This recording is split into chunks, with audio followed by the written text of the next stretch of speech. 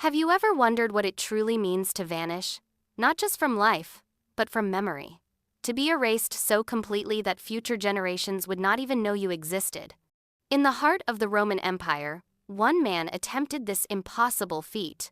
One emperor, consumed by fear, paranoia, and a haunting obsession with legacy, sought a fate unlike any other.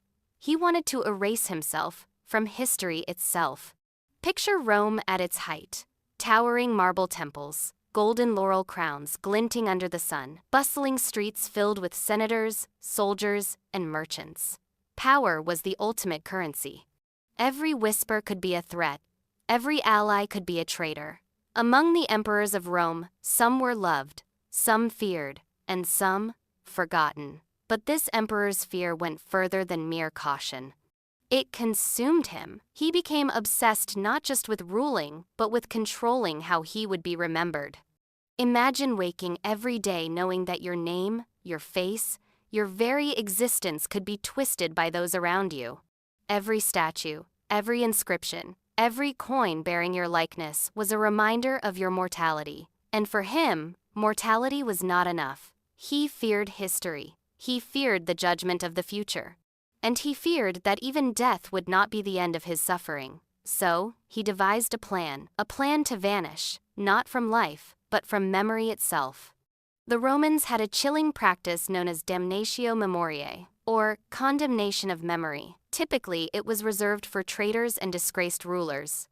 Their names were scratched from inscriptions, their statues destroyed, and their deeds obliterated. But this emperor turned it upon himself. He ordered his likenesses to be smashed, his statues reduced to rubble. He commanded scribes to erase his name from official records. He became his own executioner, not of flesh, but of memory. Think of it, the weight of power so suffocating, the fear of legacy so paralyzing, that one man sought to vanish entirely, a ghost in the annals of Rome, a ruler who refused to exist in the minds of those who came after him. And yet, the more he tried to vanish, the more he fascinated history, because traces of him survived. Archaeologists still uncover fragments of his life, shattered marble faces, partially erased inscriptions, coins with faint outlines of a ruler's visage. Each artifact tells a story of obsession, fear, and a desperate desire to control destiny. Some say his attempts were driven by guilt. Others say it was paranoia. Some believe shame led him to hide from posterity.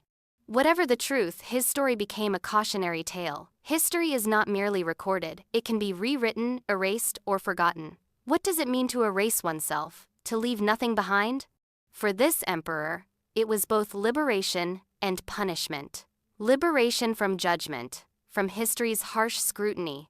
Punishment, because the very act of erasing oneself is a terrifying isolation.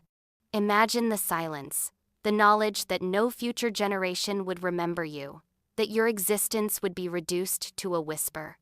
And yet, ironically, the attempt to disappear made him immortal not in name, not in fame, but in mystery. Even today, centuries later, historians, archaeologists, and curious minds are drawn to him. Why? Because the story of a man trying to erase himself is irresistible. It sparks imagination, debate, and fascination.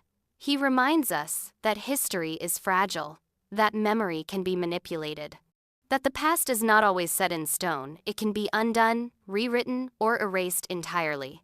So, the next time you walk through the ruins of Rome, imagine the faces that are missing, the rulers who no one speaks of. Imagine a man who tried to erase not just his deeds, but his very existence. A man who wanted oblivion and, in a way, achieved immortality, because some stories, no matter how deeply buried, refuse to die. And this is the story of the Roman emperor who tried to erase himself from history, a story of fear, power, obsession, and the terrifying desire to disappear completely. He is gone. His name scratched from the records, his statues shattered, and yet, here we are, speaking of him, imagining him, remembering him. Perhaps history has a sense of irony. Perhaps in trying to erase himself, he achieved something far greater than fame, he achieved legend.